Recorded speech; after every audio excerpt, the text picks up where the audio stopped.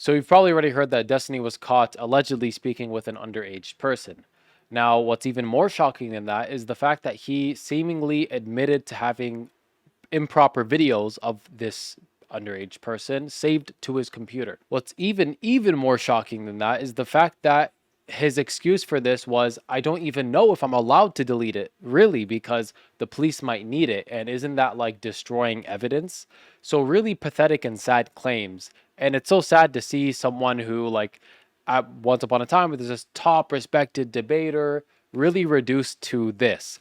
Now, it's no surprise because Destiny has a long history of being a very like perverted person, just very like sexually deviant, and I hate talking about that, but it is true. And I believe that all of these moral deviances, sexual deviances, eventually lead to this like really immoral level of depravity. But what's not really surprising is he's been a hardcore Zionist and like avid Israel defender for the last probably year and a half, 2 years. And it's so pathetic that a liberal like him would be defending a state like Israel. But I mean, I don't know, maybe he's getting money or whatever under the table, only God knows, really. But to see him go from defending a terrorist state like that to committing these crimes is really no surprise to me. And the reason is because Israelis in general, he's not Israeli, but I mean, Zionist Israelis in general are very weird and perverted people. I mean, they even had a debate in their Knesset on whether or not Israelis should be allowed to grape Palestinians. Like, how are you going to debate that in the highest level of government in your country and then pretend you're the most moral people on the face of the earth?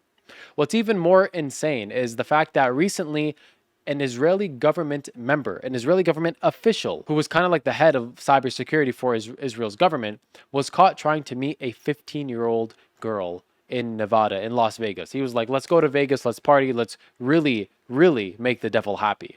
And he thought he was meeting a 15-year-old, when in reality, it was actually a sting set up to catch predators, kind of like Chris Hansen style. And you can see here The Guardian wrote an article about it. Israeli government official charged with soliciting 15-year-old girl in Las Vegas. This is his name, Tom RTM. Now, I don't know why he's an Israeli government official. I don't know if he's Jewish or not. The blonde hair and blue eyes really pushes me to believe he's European, but that's not really the topic of this video. An Israeli government official charged with soliciting a minor believed he was meeting a 15-year-old girl for sexual contact, according to police, and brought a condom to the planned rendezvous in Las Vegas. He's a division head at the Israel National Cyber Directorate and was arrested in a police sting operation aimed at online users seeking to sexually prey on children. The contact included bringing a condom and taking the decoy to Cirque du Soleil. Apparently, this is where he was bringing her. Cirque du Soleil. I thought it was like a show, like this. This is exactly what I thought it was.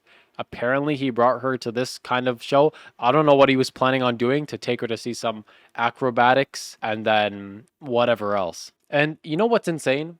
He was actually let go, and he was allowed to run back to Israel. Court records reviewed by Reuters showed a $10,000 bond was posted in his case at the Henderson Detention Center, southeast of Las Vegas, on the 7th of August. The records indicate he is due back in court on the 27th of August. Israeli media reported that he had been released and was back in Israel, with some quoting the Netanyahu's office as denying that Alexandrovich was arrested, saying only that a state employee was questioned by American authorities. So he went all the way back, and then they were just pretending that, oh, he was just questioned by some police. It wasn't anything crazy. He had to pay $10,000 in bond and then just fled to Israel. This is the reality of Zionists, unfortunately, and this will not be the last. It's very sad to say, but they are just morally depraved people. But what do you expect from people who defend literal genocide?